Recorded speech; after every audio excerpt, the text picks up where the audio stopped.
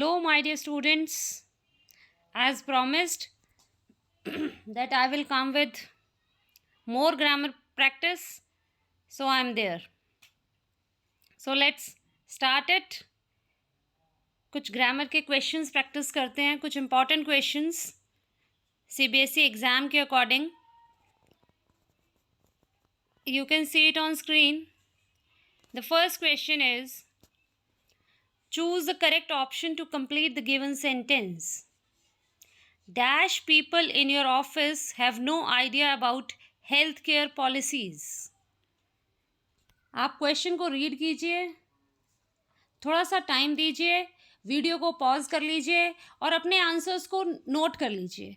और फिर जब मैं आंसर्स आपके साथ डिस्कस कर रही हूँ तब आप उसको टैली कीजिए whether your answer is correct और नॉट.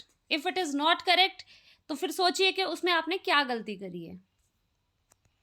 देखिए, dash people in your office have no idea about health care policies. क्या कहना चाह रहा है वो यहाँ पे कि people in the office have no idea about the health care policies.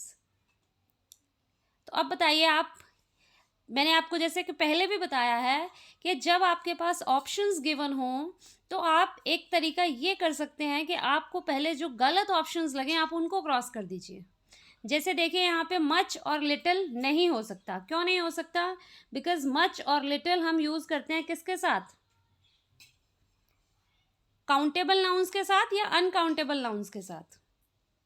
Much और लिटिल हम यूज़ करते हैं अनकाउंटेबल नाउन के साथ, जबकि पीपल काउंटेबल हैं, तो मच और लिटिल नहीं आ सकता. अब आपके पास बचा मैनी एंड मोर. सेम चीज़ आप मोर के साथ भी कह सकते हैं. तो इन सब में से जो एडजेक्टिव, जो क्वांटिफायर आप यूज़ कर सकते हैं पीपल के लिए, वो कौन सा है? Many. So the right option is many people in our office have no idea about healthcare policies. Moving further, the next question, second question we have is, one of the joys on being 18 years old is that we acquire driving license and hence drive. अब आप देखिए इसमें क्या mistake है. One of the joys on being 18 years old is that we acquire driving license and hence drive. जो बाकी सारी जो खुशियां हैं 18 ईयर के होने पे, जो आपको बाकी सारी जो खुशियां मिलती हैं उसके साथ, उसमें से एक इम्पॉर्टेंट जो खुशी है वो क्या है कि आप ड्राइविंग लाइसेंस एक्वायर कर सकते हैं. आपको ड्राइविंग लाइसेंस मिल जाता है एंड हेंस ड्राइव, और इसलिए आप ड्राइव कर सकते हैं. अब आप इसमें से मिस्टेक फाइंड करने की कोशिश कीजिए. अगर आप ध्यान से पढ़ेंगे तो आपको समझ में आएगा. One of the joys on being 18 years old, on being 18 years old, आपको ठीक लग रहा है ये? क्या यहाँ पे ऑन आना चाहिए? 18 ईयर के होने की खुशी. तो 18 ईयर के होने की खुशी, होने पर खुशी नहीं, होने की खुशी. तो यहाँ पे आपको समझ में आएगा कि जो ऑन है, ऑन की जगह होना चाहिए था ऑफ. सो आपकी जो एरर है यहाँ पर वो है ऑन, और जबकि यहाँ पर ऑन की जगह the correction should be of. चलिए चलिए आगे चलते हैं. Coming to the next question. Sachin Tendulkar does not have thought much about the ministry in sports. Sachin Tendulkar is not have thought much about the ministry in sports. अब आपको इसमें क्या mistake लग रही है? सोचिए क्या लग रहा है आपको. कुछ सेकंड का टाइम दीजिए, सेंटेंस को रीड कीजिए, एनालाइज कीजिए, देखिए आपको क्या मिस्टेक लग रही है इसमें.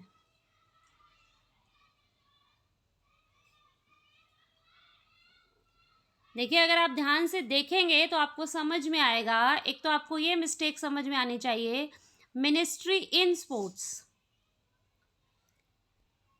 मिनिस्ट्री इन स्पोर्ट्स नहीं होना चाहिए, क्या होना चाहिए?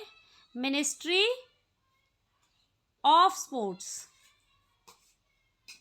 और इसी तरीके से आप देखेंगे तो आपको समझ में आएगा, Sachin Tendulkar is not have thought much about, is not have thought much about नहीं होना चाहिए, may not have thought much about. Sachin Tendulkar ने नहीं सोचा होगा मिनिस्ट्री ऑफ स्पोर्ट्स के बारे में, तो इज की जगह पे आपका यहाँ करेक्शन होना चाहिए मे। सो आपका करेक्ट ऑप्शन जो है वो हो जाता है थर्ड क्वेश्चन में this part. Coming to the next question now, choose the correct option to complete the following sentence.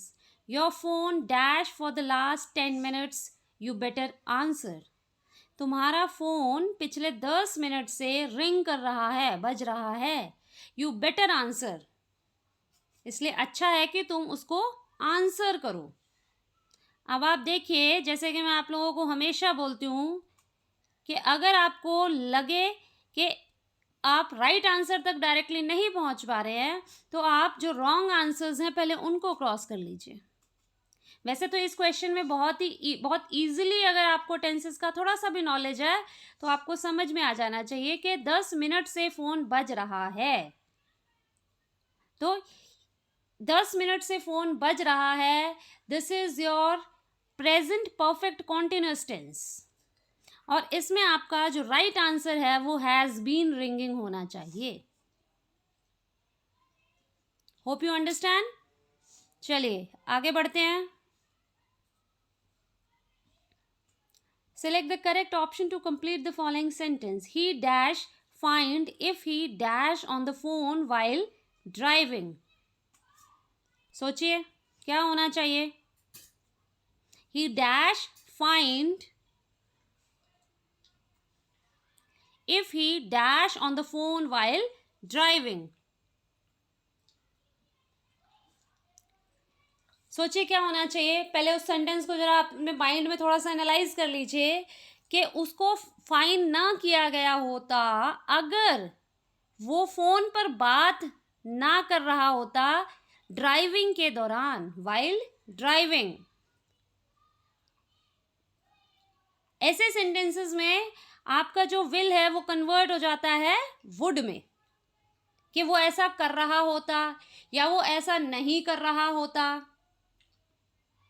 जो हाइपोथेटिकल सिचुएशंस हैं, ऐसा हुआ तो नहीं ना एक्चुअल में तो वो बात कर रहा था और उसको फाइन हुआ। तो ऐसी सिचुएशंस में जो आपका विल है that changes to would.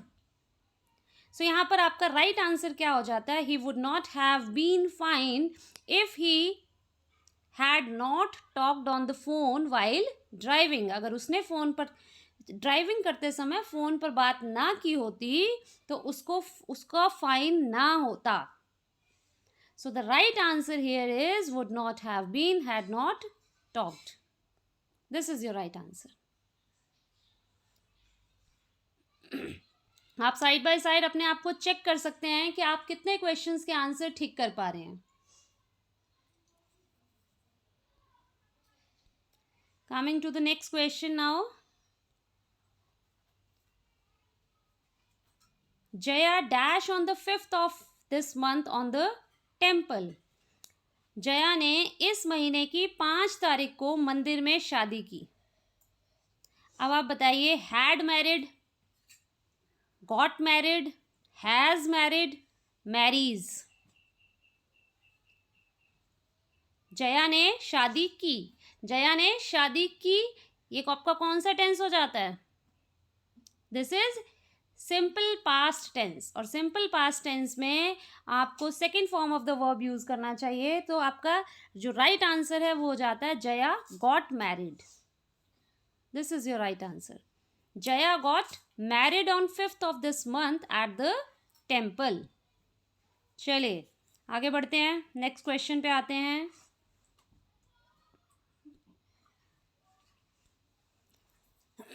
No sooner dash Sarah presented with the award then she started crying. No sooner मतलब जैसे ही उसको अवार्ड प्रेजेंट किया गया, वो रोने लगी। क्राइंग मीन्स रोने लगी। अब आप बताइए what is the right answer?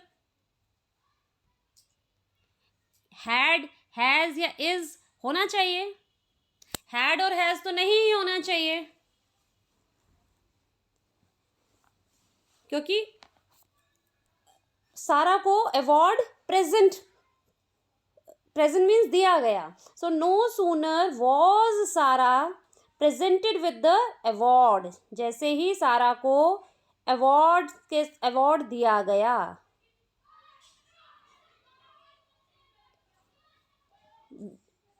Then she started crying, वो रोने लगी। सो यहाँ पर आपका जो राइट आंसर है दैट इज वॉज। चलिए आगे बढ़ते हैं। Pasta is my favourite food but today I dash eat burger instead. क्या कह रहे हैं कि पास्ता मेरा फेवरेट फूड है लेकिन आज मैं बर्गर खाऊंगा। आज मैं बर्गर खाऊंगा बहुत सिंपल है। कुड, मस्ट या कैन नहीं आ सकता, ये सब रॉन्ग है।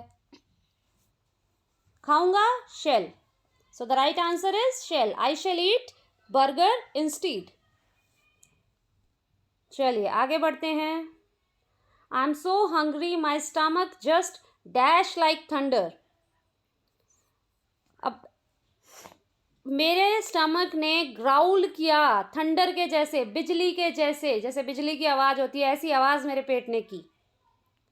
तो क्या होना चाहिए? हैड ग्राउल्ड, इज ग्राउलिंग, ग्राउल्स, ये सब गलत है। ग्राउल्ड सिंपल पास्ट टेंस किया, और सिंपल पास्ट टेंस में क्या होना चाहिए? सिंपल पास्ट टेंस में second form of the verb होनी चाहिए। So this is your right answer. चलिए आगे बढ़ते हैं। Harry is going to buy tickets for his friends at the movies. He walks up to the ticket counter and says, 4 tickets of the end game movie please. The staff answers, we have a 3 p.m. and a 4 p.m. show. हमारे पास 3 p.m. का और 4 p.m. का show है। अब आप सोचिए, ये बोलने के बाद ये कॉन्वर्सेशन आपको दी जाती है, तो इस कॉन्वर्सेशन को अगर आप अच्छे से समझ लेंगे तो आपको समझ में आएगा कि ये बात कहने के बाद दूसरी बात क्या कही होगी।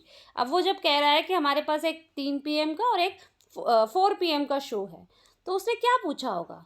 उसने पूछा होगा which one would you like to book, या उसने ये पूछा होगा व्हेन आर यू कमिंग, या उसने ये कहा होगा what movie are you watching.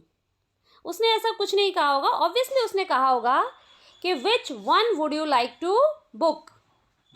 So this is your right answer. So your right answer is which one would you like to book? चलिए बढ़ते हैं अगले क्वेश्चन, अगले पार्ट की तरफ।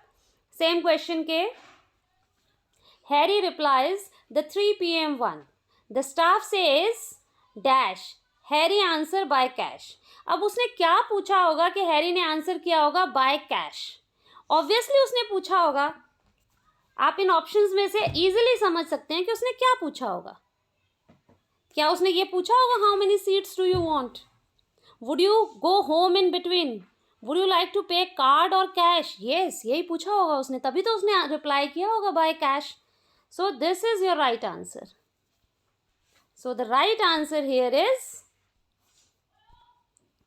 Would you like to pay by card और cash. This is your right answer. चलिए आगे बढ़ते हैं। The next question is